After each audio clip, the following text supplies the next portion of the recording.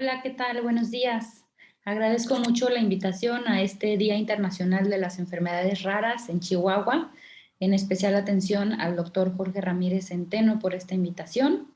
Yo soy la doctora Leticia Flores Gallegos, soy médico genetista, trabajo en la ciudad de Puebla, especialmente en el Hospital Ángeles de Puebla.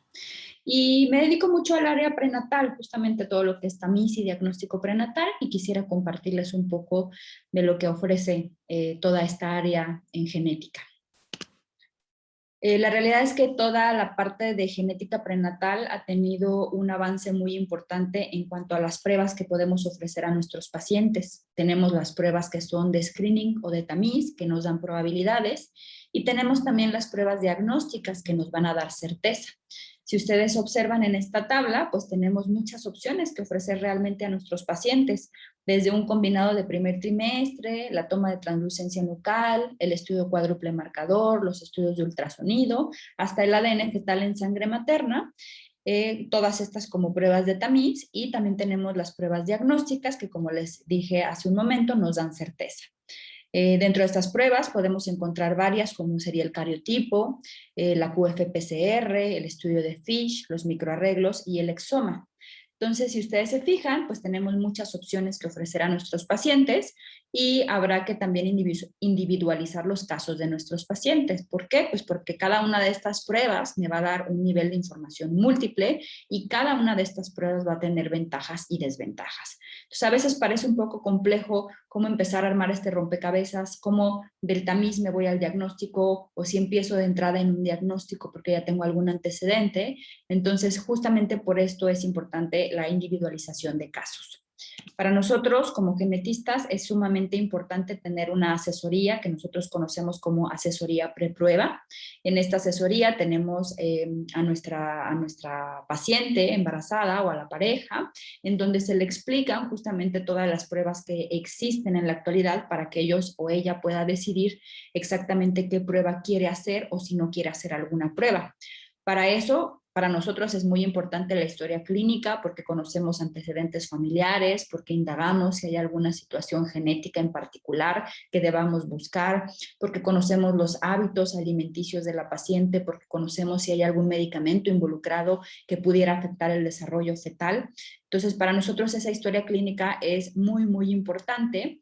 Y también es importante que recordemos estos números, porque realmente estos son los números que sustentan por qué existe tanto el tamiz como el diagnóstico prenatal. Fíjense que uno de cada 150 recién nacidos van a nacer con alguna alteración cromosómica. Usualmente, pues las más comunes serían la trisomía 21, que es el síndrome de Down, alteraciones en los cromosomas sexuales, alteraciones en el cromosoma 13 o 18, con trisomías 13 o 18. Sin embargo, tenemos muchos otros cromosomas que también pueden estar involucrados, y por eso es el número que llama mucho la atención de 1 en 150. También debemos de saber que 0.4% de los fetos van a tener unas cuestiones que nosotros llamamos CNVs patológicas, que no es más que pequeñas pérdidas o pequeñas ganancias de material genético que viene, cuando se pierde o se gana, vienen involucrados genes importantes del desarrollo fetal que van a causar alteraciones en nuestro paciente. Y también es importante saber que del 2 al 3, el 2 al 3% de los recién nacidos a nivel mundial van a nacer con una malformación congénita, independientemente de si esa malformación esté asociada a alguna alteración cromosómica o alguna alteración génica. La realidad es que el 2 al 3% de los recién nacidos nacen con alguna malformación en sistema nervioso, alguna malformación cardíaca, alguna malformación en columna o alguna malformación renal, entre otras, de las cuales las más prevalentes son las cardiopatías congénitas. Y otra cosa que siempre debemos tomar en cuenta, y eso pues es algo que ya es muy sabido en la actualidad, es que el riesgo de tener un bebé con alguna alteración cromosómica aumenta con la edad de la madre. Eso es algo que está establecido ya desde hace muchos años. Nuestro punto de corte en la actualidad son los 35 años, es decir, a partir de los 35 años sabemos que el riesgo empieza a crecer exponencialmente, y pues es de nuestro particular interés este grupo. Sin embargo, eso no implica que no debamos ofrecer estas pruebas a mamás de menos edad.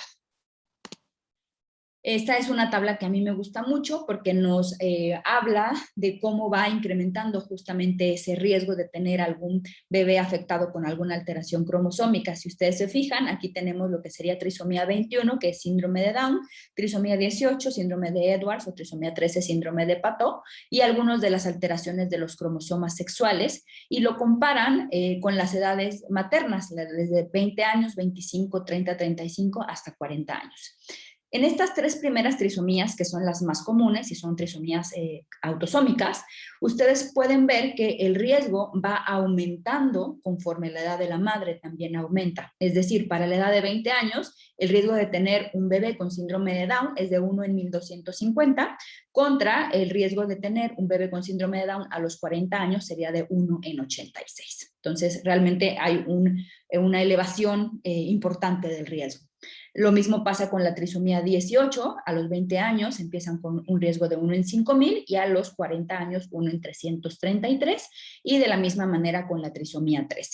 Los cromosomas sexuales también se van a ver involucrados con la parte de la edad materna, sin embargo, si ustedes se fijan en la tabla, se mantienen bastante estables y el riesgo aumenta pero ligeramente, no exponencialmente como lo acabamos de ver con las otras trisomías. Y si tomamos en cuenta todas las alteraciones cromosómicas, bueno, pues por supuesto también vamos a ver un incremento relacionado con la edad de la madre.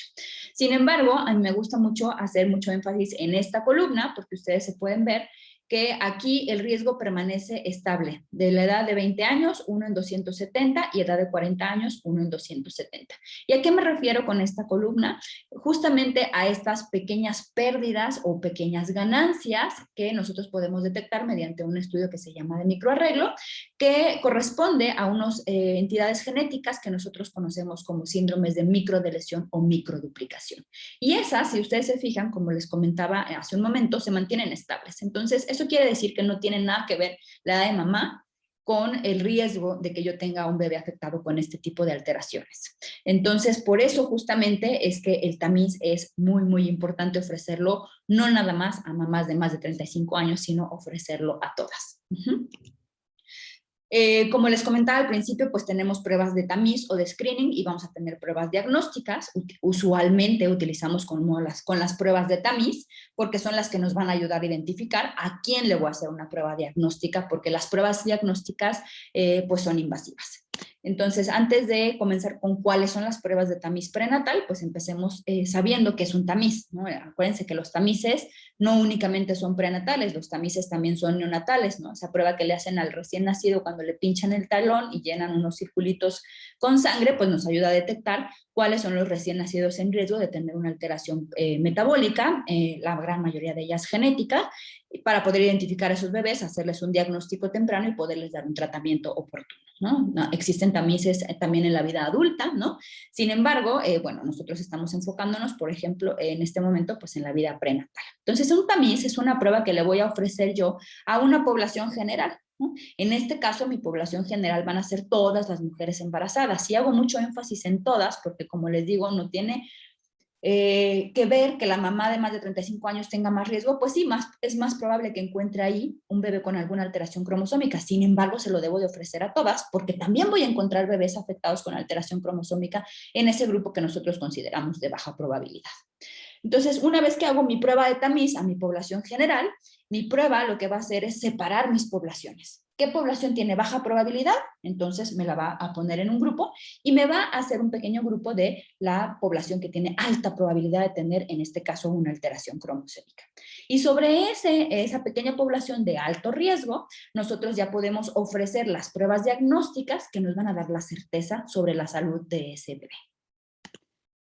¿Cuáles son las pruebas de tamiz? En la actualidad tenemos muchas, aquí se los traté de resumir en una tabla, ¿no? Tenemos desde las tasas de detecciones más altas, como sería esta, que es la que corresponde al ADN fetal en sangre materna, ¿no? Tiene muchas ventajas, por supuesto, se toma muy tempranamente, tiene una tasa de detección altísima, tiene falsos positivos muy, muy bajos. Una de las desventajas en la actualidad pues sigue siendo el costo. Sin embargo, tenemos muchas opciones, como el combinado de primer trimestre, que también maneja buenas tasas de detección. Tiene un periodo, sí, una ventana de periodo entre la semana 11 y la 13.6 para que se realice, y consiste en la toma de una muestra sanguínea que se llama doble marcador, que nos habla un poco de la situación bioquímica de la madre. La edad de la madre se toma en cuenta también y se toma en cuenta un líquido, un acúmulo de líquido que está en la nuca, que únicamente aparece entre la semana 11 y la 13.6, a la que nosotros llamamos translucencia nucal. Una de las desventajas de este método es que es operador dependiente, es decir, depende quién esté haciendo el ultrasonido, depende quién esté midiendo justamente esa translucencia nucal, pues es la certeza del resultado que vamos a tener. Tenemos también, por ejemplo, en segundo trimestre, el cuádruple marcador, ese únicamente es una muestra sanguínea que también nos refleja parte bioquímica de la madre. Y si ustedes se fijan, pues también las tasas de detección van disminuyendo, ¿no? El mejor en la actualidad, pues el ADN fetal en sangre materna, del que hablaremos más adelante, y las tasas empiezan a disminuir, pero podemos empezarlas también como a aumentar jugando un poco con la combinación de estas pruebas, ¿no? El que menor tasa de detección va a tener es la única toma de translucencia nucal, es decir, la paciente viene, se toma el ultrasonido, solo se le mide translucencia nucal y se combina con la edad de la mamá. Pues ese es uno de los tamices que se utilizan mucho en la actualidad, pero es el que tiene una de las tasas de detección más bajas. Entonces, como les comentaba, nosotros podemos ir jugando un poco, ¿no? O sea, tenemos el ADN fetal en sangre materna, del que vamos a hablar ahorita. Es un estudio muy bueno, ya vimos que tiene una tasa de detección altísima, ¿no? También tenemos el combinado, que es les platicaba que se realiza entre la semana 11 y la 13.6, y el cuádruple marcador, y también el ultrasonido del segundo trimestre. A lo mejor yo no me quise hacer nada más que mi ultrasonido estructural. Y sobre eso nosotros podemos ir jugando también si es necesario otro tipo de prueba, si combinamos dos de estas pruebas para mejorar justamente esa tasa de detección y que mi paciente se sienta segura sobre el resultado que estamos mostrando. Una de las cosas que se hacen mucho en la actualidad, justamente por el costo, es que el ADN fetal pues tiene un costo aproximado en el mercado de entre 7,000 hasta 15,000 pesos, ¿no? Dependiendo del laboratorio que lo ofrezca. Entonces no es una prueba, aunque es muy buena, que se pueda pagar así, pues toda la población general. Entonces, a veces empezamos haciendo combinado de primer trimestre y si salimos de riesgo intermedio, de riesgo, pues sí, generalmente intermedio, pues ofrecemos un segundo tamiz, que sería hacer un tamiz contingente con la prueba de ADN fetal. Pero como les digo, esto es siempre individualizando cada caso, ¿no? Siempre conociendo los antecedentes de nuestros pacientes para saber si realmente puedo hacer un tamiz extra, digamos, o puedo mejor ya irme a ofrecer lo que sería la prueba invasiva. El ADN fetal, como les digo, es una prueba muy buena, ¿no? Nosotros somos genetistas, entonces obviamente para nosotros es así como lo mejor que podemos ofrecerle a nuestro paciente. Es una prueba de tamiz, sí lo sabemos, es una prueba de tamiz muy efectiva. La realidad es que es una prueba de tamiz con tasas de detección del 99-98%, o sea, son muy altas. Tiene, como les decía yo, sus ventajas y sus desventajas. Pero ¿qué hace justamente esta prueba? Bueno, la prueba se toma bajo una muestra de sangre del brazo de la madre y se toma en un tubo especial. Entonces sabemos que en los embarazos pequeños fragmentos, pequeños pedacitos del ADN a través de la placenta llegan hasta el torrente sanguíneo de la mamá y entonces en la actualidad, pues mediante varios métodos moleculares se puede separar lo que es el ADN de la madre y lo que es el ADN del feto.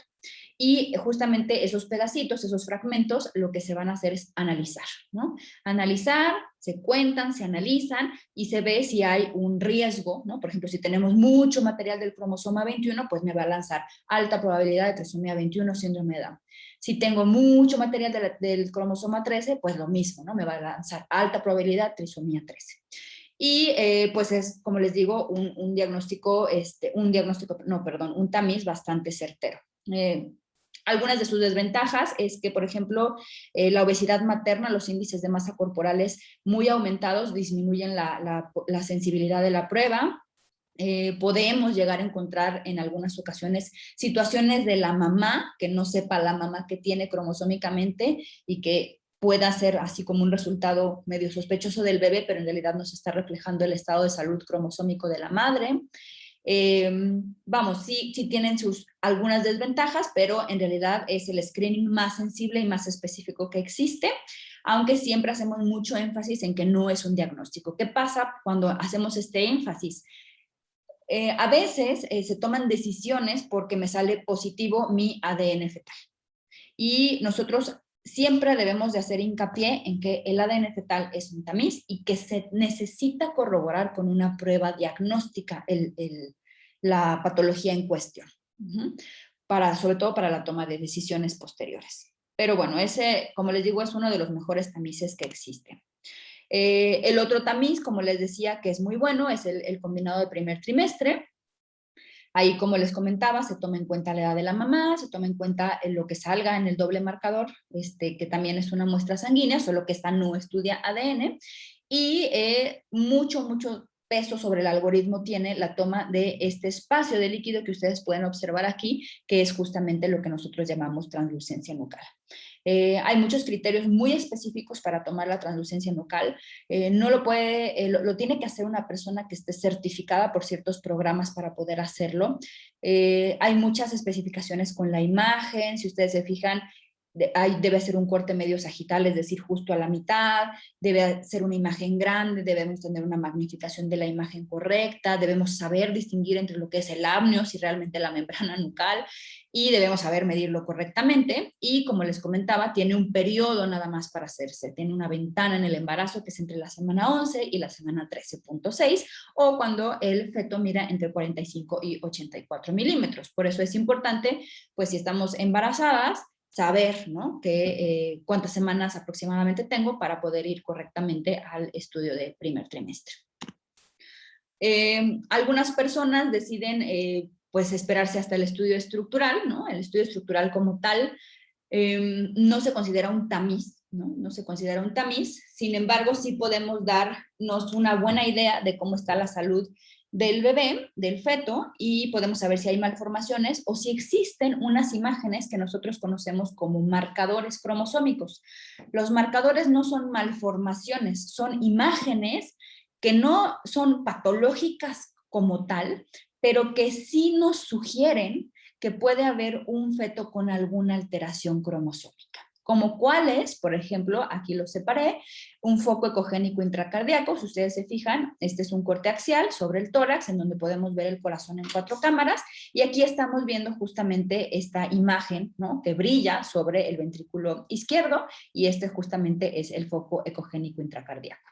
También el aumento de las pelvis renales, este es igual un corte axial a nivel de los riñones, en donde podemos ver un aumento justamente de las pelvis renales, más de 4 milímetros se considera positivo, y pues uno de los marcadores también importantes que tomamos en cuenta en segundo trimestre es la ausencia del hueso nasal, ¿no? La ausencia del hueso nasal es un indicador muy fuerte, es un marcador con mucho peso sobre el riesgo de que este bebé, este feto, tenga trisomía 21.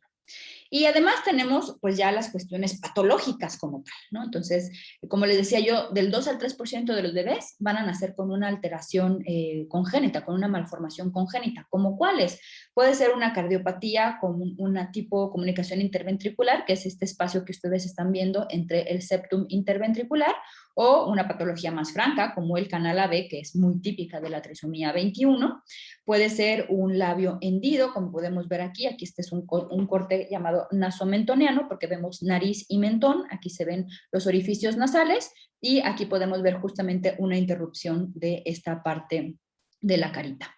Podemos encontrar masas tumorales, podemos encontrar onfaloceles, ¿no? Aquí vemos la protrusión del intestino a través del cordón umbilical, que es un onfalocele, que también es una malformación, pero es un indicador también de alteración cromosómica, y podemos tener también malformaciones en la columna vertebral como la espina bífida abierta.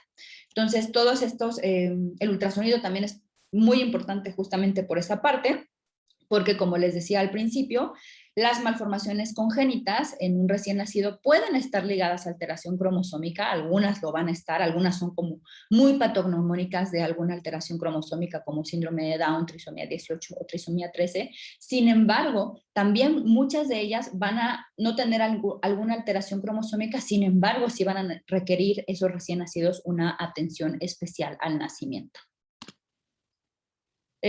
Como les platicaba yo, estos marcadores, ¿no?, que los estamos viendo aquí resumidos en esta tabla, ¿no?, como sería el foco intracardíaco, ventriculomegalia, un aumento de líquido en el sistema ventricular, el pliegue nucal incrementado, el intestino ecogénico, huesos cortos, ¿no? Como el fémur, como el húmero, y la ausencia de hueso nasal, pues nos van indicando que puede haber ahí también un feto con alguna alteración cromosómica, y en este caso pues también se debería de ofrecer un diagnóstico para saber justamente cómo está su salud. Entonces lo que hacemos con estos marcadores, si no tenemos un tamiz previo, por ejemplo, si no tenemos un tamiz de primer trimestre, nuestra paciente llega nada más al estructural y encontramos 2 o 3 de estos marcadores, bueno, también se juega con probabilidades y se ofrece la prueba invasiva para saber si realmente detrás de todos estos marcadores nos están indicando que hay una alteración cromosómica.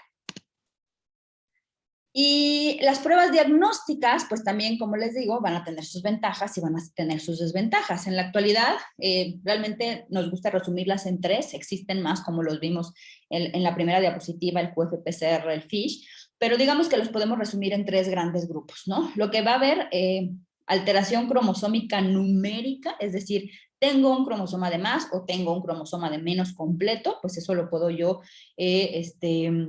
obtener el resultado mediante un estudio de cariotipo, ¿no?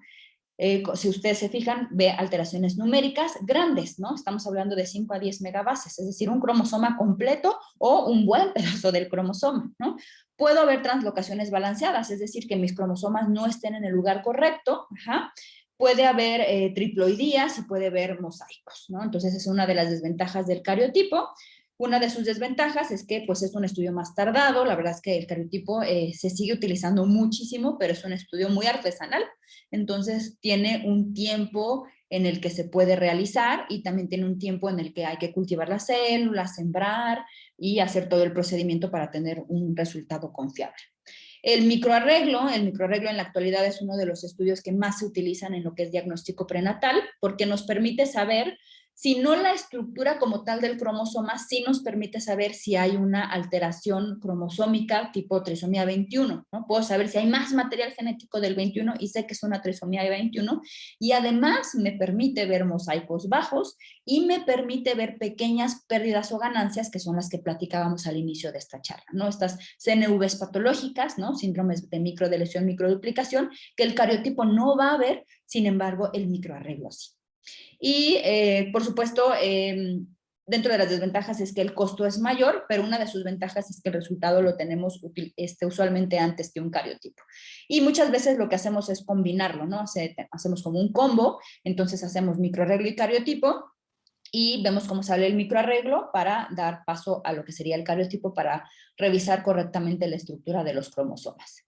Y lo último de lo último es utilizar los exomas prenatales, ¿no? Si nosotros nos pusiéramos a ver un ejemplo de cuál es el nivel de profundidad, ¿no? Entre estos, el nivel de profundidad entre todos estos estudios, pues me gusta mucho esta diapositiva para que ustedes lo vean, ¿no?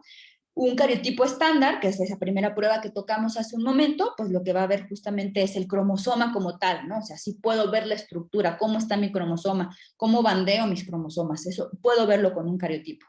Ya el microarreglo lo que va a hacer es irse a buscar también que esté mi cromosoma, pero que me falten o gane ciertos pedacitos de mi cromosoma. Es decir, voy a revisar los pedacitos de mi cromosoma, ¿no?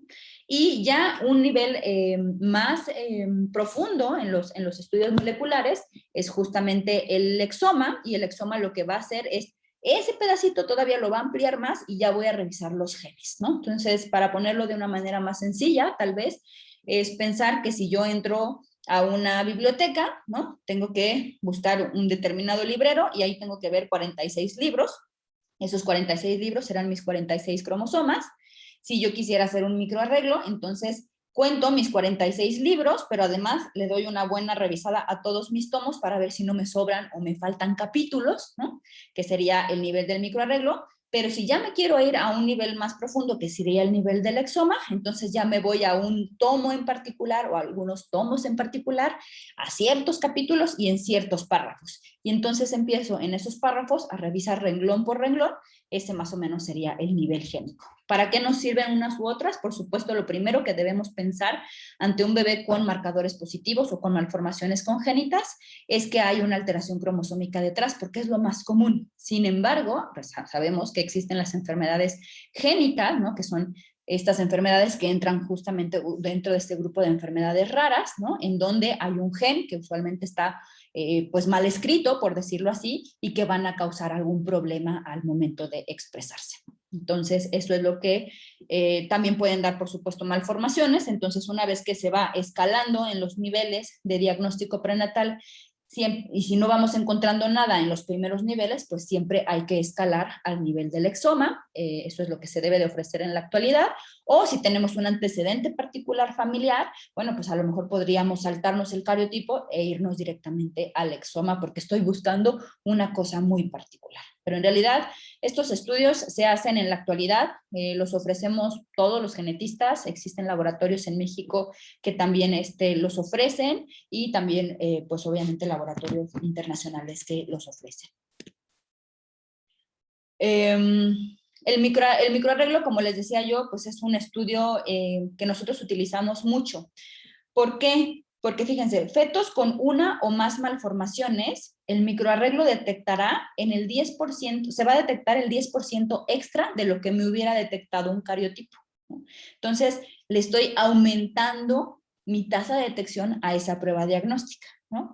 Y en un feto sin malformaciones, de todas formas, me va a aportar un 2% adicional, ¿no? Que a lo mejor uno dice, bueno, 2% no es tanto, como 10%, por supuesto, pero sí sigue teniendo un rendimiento mayor sobre lo que es el cariotipo. Entonces, por supuesto, como les decía yo, ¿no? ¿Qué pasa? La mujer se somete a un tamiz y esta prueba me va a salir positiva o me va a salir negativa. Y cuando me sale positiva es cuando ofrezco la prueba diagnóstica, ¿no? ¿Qué pasa cuando obtengo un resultado de tamiz o screening anormal? ¿No? Pues tengo que hacer esta asesoría ahora post-prueba. Es decir, ya hicimos tu tamiz, el riesgo sale incrementado para ciertas patologías, entonces podemos ofrecerte todo esto. Entonces, como les digo siempre, hay que individualizar el caso. Hay que dar siempre las opciones, hay que ver qué tipo de tamiz se realizó, eso también es muy importante, porque no todos los tamices, como ya vimos, pues tienen la misma sensibilidad, no tienen la misma tasa de detección. Entonces, al individualizar mi caso, ver qué tamiz se hizo, en qué momento se hizo del embarazo, ver qué estoy viendo en el ultrasonido, entonces ya con todo esto puedo yo ofrecer la prueba diagnóstica que mejor le va a convenir a mi paciente. Como les comentaba yo, pues el ADN fetal es el test con mayor sensibilidad y especificidad, pero sigue siendo tamiz. ¿Eso qué quiere decir? Que aún así pueden existir los falsos positivos, es decir, esa prueba que me está diciendo, hey, aquí hay un problema, pero en realidad se está equivocando. Entonces, es muy importante también ver esos valores predictivos positivos. ¿Qué tanta veracidad me está dando esa prueba?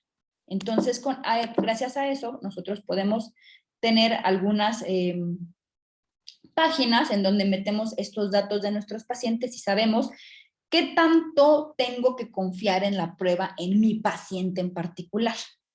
Es decir, fíjense, aquí yo tengo que el ADN fetal tiene una sensibilidad del 99.2% con una especificidad del 99.9%. Es una muy buena prueba de tamiz. Sin embargo, aquí yo estoy buscando trisomía 21 en una mamá de 29 años. Y entonces estos valores predictivos, es decir, ¿qué tanto yo voy a confiar en mi prueba? Pues no son los mismos, fíjense, aunque sigue siendo una muy buena prueba, no van a ser los mismos cuando yo lo comparo con una mamá de 40. Fíjense, este es el mismo ejercicio, solamente que aquí la mamá tiene 29 años y en este caso aquí la mamá tiene 40. Y aquí, fíjense, me va a dar un valor predictivo positivo de 58% versus el de 93% que me está dando en la mamá de 40 años. Y eso, por supuesto, tiene que ver con la edad de la madre, ¿no? Porque ya lo platicamos, que pues a partir de los 35 años aumenta el riesgo, ¿no? Entonces también tenemos, por eso les digo, que individualizar los casos, ¿no? Yo no estoy viendo nada en el ultrasonido, me está saliendo esto, ¿tengo que ofrecer la prueba invasiva? Sí, pero también tengo que darle tranquilidad a mi paciente. A ver, espérate, vamos a esperar a ver qué sale, no se ve nada, vamos a hacer el test diagnóstico y entonces ya platicamos sobre la realidad. Tenemos muchos tipos de páginas en donde podemos ver eso, ¿no? Algunas nada más combinan ciertas marcas de ADN fetal, otras no, ¿no? Te lo dejan un poco más abierto, pero es una buena manera para nosotros genetistas ofrecer realmente una prueba diagnóstica que nos vaya a dar un resultado definitivo para nuestra paciente y que no esté con la angustia. Y bueno, como les decía yo, para obtener el diagnóstico, o sea, no ofrecemos diagnóstico de entrada a todas, pues porque el diagnóstico implica la invasión a lo que sería la cavidad uterina. Podemos hacer las biopsias de vellosidades coriales, ¿no? Que mediante una pinza, usualmente transcervical, se entra por el cervix, ¿no? Y se toma con una pequeña pinza un pedacito de placenta. Aquí ustedes están viendo las vellosidades coriales, que son esta imagen que están viendo acá, y pues ahí sabemos que hay material genético y se manda a cultivar y analizar. Y la otra, la más utilizada, por supuesto, es la amniocentesis. La amniocentesis hay que esperar a la semana 15-16 para que se pueda realizar, y es la introducción de una aguja sobre la cavidad uterina. Se toma líquido amniótico, aproximadamente 20-23 mililitros, porque sabemos que en el líquido amniótico pues están las células de la descamación de la piel, células urinarias, células de mucosas del feto, y tenemos un pool muy adecuado de material genético del feto en el que podemos también trabajar. Entonces, siempre es importante ir como haciendo esta secuencia de pasos, ¿no? Primero tamiz, me sale positivo, ok, ¿qué tamiz fue? ¿Qué estoy viendo? ¿Cómo salió el ultrasonido? Vamos a hacer esta prueba, ya estamos en la semana 16, vamos a hacer amniocentesis, te recomiendo que hagamos un combo cariotipo microarreglo, ¿no? Por poner un ejemplo, eso es lo que usualmente hacemos. Les digo, salvo cuestiones muy particulares en donde el ultrasonido nos está revelando algo que no nos gusta, como encasillar en alteración cromosómica, o tenemos a veces un antecedente familiar. Entonces, bueno, repetimos esta tabla para que ustedes ya puedan aterrizar, ¿no? Esta parte de lo que es el cariotipo, el microarreglo y justamente el exoma y sus niveles de profundidad, ¿no? Entonces, como les comentaba hace un momento, pues el cariotipo y el microarreglo es de lo que más utilizamos, ¿no? No es que uno esté contra el otro, sino que deben hacer como un trabajo en equipo justamente para que tengamos un resultado muy adecuado para nuestros pacientes, ¿no? ¿Y qué pasa? También puede suceder que mi pareja o mi paciente no quiera ninguna prueba de tamiz, eso también es completamente válido, ¿no? O no quiera la prueba diagnóstica, es decir, ya tengo el tamiz y el tamiz me salió alterado. Entonces, pero yo ya no quiero hacer nada más, yo me voy a esperar hasta que nazca. Bueno, entonces se recomienda la valoración del recién nacido y el seguimiento de su desarrollo por lo menos los primeros 5 años de vida. Entonces, estos son solamente algunos ejemplos. Por ejemplo, este es un ultrasonido. Si ustedes se fijan, aquí estamos viendo la edad gestacional, son 13.6 semanas. Ajá.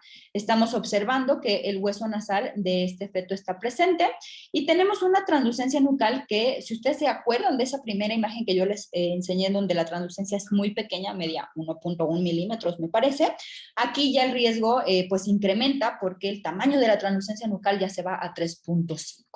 Y además, no nada más tengo la translucencia nucal en primer trimestre, puedo ir combinándolo con otros hallazgos, como el hueso nasal presente o ausente, o el ductus venoso, que es este shunt, ¿no? Que justamente comunica prácticamente el cordón con el ventrículo derecho.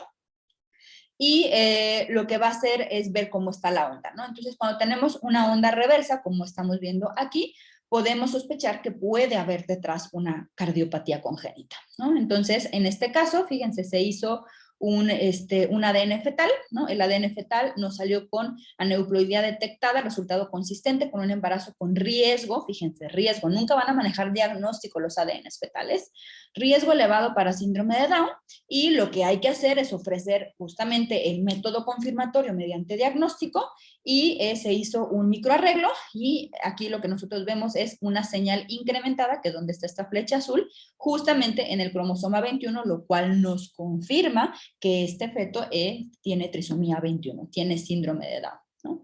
Sin embargo, no todos los casos son tan sencillos, ¿eh? A veces sí estamos como pensando, no va saliendo el resultado que queremos, y vamos metiendo más pruebas hasta, por supuesto, obtener el resultado, ¿no? Entonces, si ustedes se fijan, este es otro ejemplo de una translucencia nucal elevada, ¿no? Tiene 3.3 milímetros, que para nosotros ya pasó el percentil 95 de lo que le corresponde por edad, sobre todo porque tiene 12.6 semanas.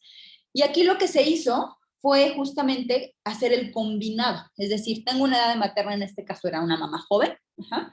Tengo una translucencia grande, está sobrepasando el percentil 95, sin embargo, le estoy tomando el doble marcador, que son esta proteína y la fracción beta de la hormona del embarazo, y me están saliendo normales. Entonces, el riesgo ajustado, fíjense qué bonito es hacer el combinado justamente, el riesgo, si yo hubiera metido solamente la translucencia nucal, nada más por tener 3.3 milímetros, ya me hubiera mandado al alto riesgo.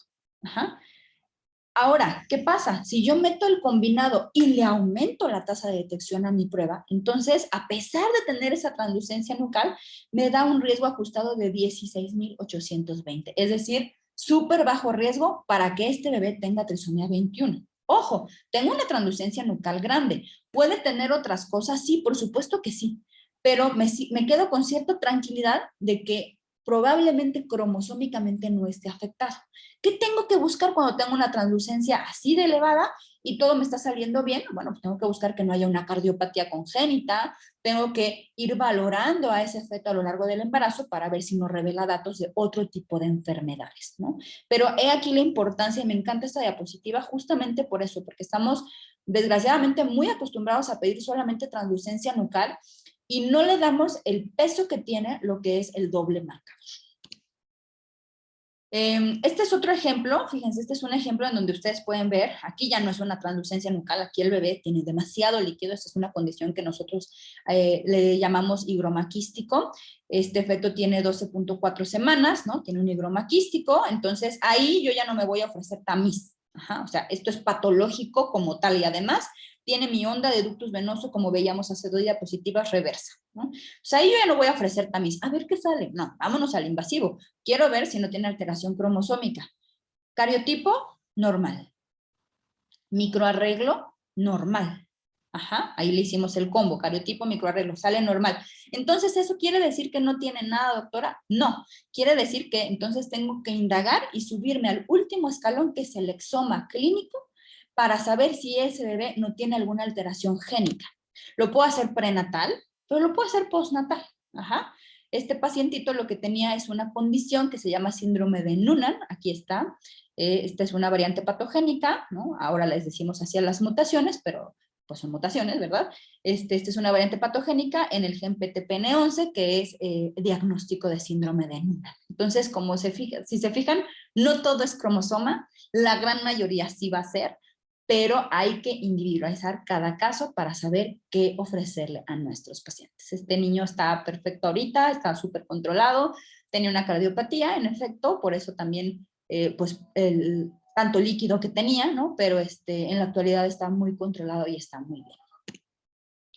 Y otra de las, bueno, como les comentaba yo, ¿qué pasa si tengo una translucencia nucal aumentada y un cariotipo normal? Bueno, no me tengo que casar con que, pues si no salió nada, pues no es nada, ¿no? Pues sí, sí puede ser, ¿no? Puede ser un síndrome, como el que acabamos de ver, síndrome de Noonan, es uno de los más frecuentes, incluso que encontramos prenatales, puede estar asociado a cardiopatías congénitas, pero también puede estar asociado a muchas otras entidades genéticas que no vamos a tocar, por supuesto, en esta charla, pero pues aquí hay un resumen de todo lo que puede tener a nivel génico y expresarse en primer trimestre como una translucencia nucal elevada. Y este es otro de los casos en los que, por ejemplo, ya nos vamos al exoma, fíjense. Aquí tenemos un feto de 15.5 semanas, ¿no? Veíamos un acortamiento de los huesos largos del fémur, pero sobre todo un acortamiento mesomélico, un acortamiento de la tibia, ¿no? Además, hay una polidactilia, es decir, hay 6 deditos, además tiene un mentón muy pequeño, entonces por eso el perfil del feto lo vemos alterado, y los riñones, que son estas 2 imágenes que ustedes están viendo aquí, están dilatados y además están ecogénicos, se ve como muy blanquitos y esa imagen no es normal. Primero, descartamos alteración cromosómica. No me salió nada, sale normal. ¿Qué hago? ¿Le pido un microarreglo? Lo más seguro es que me salga normal. ¿Sabes qué? Yo creo que es una displasia esquelética porque están muy afectados los huesos. Me voy al exoma directo. Ajá. Y el exoma nos refiere una variante patogénica en SOX9 que corresponde a un feto con displasia campomélica. Entonces, desde la semana más o menos 19 que tuvimos ya el resultado del exoma, pudimos saber cuál era el diagnóstico y el pronóstico de este feto. Pues eso es como una pequeña introducción, digamos, a todo lo que hacemos en diagnóstico prenatal. Espero que les haya gustado. Si tienen alguna duda, me pueden contactar. Este es mi correo electrónico y con mucho gusto los puedo orientar. Muchas gracias por la invitación.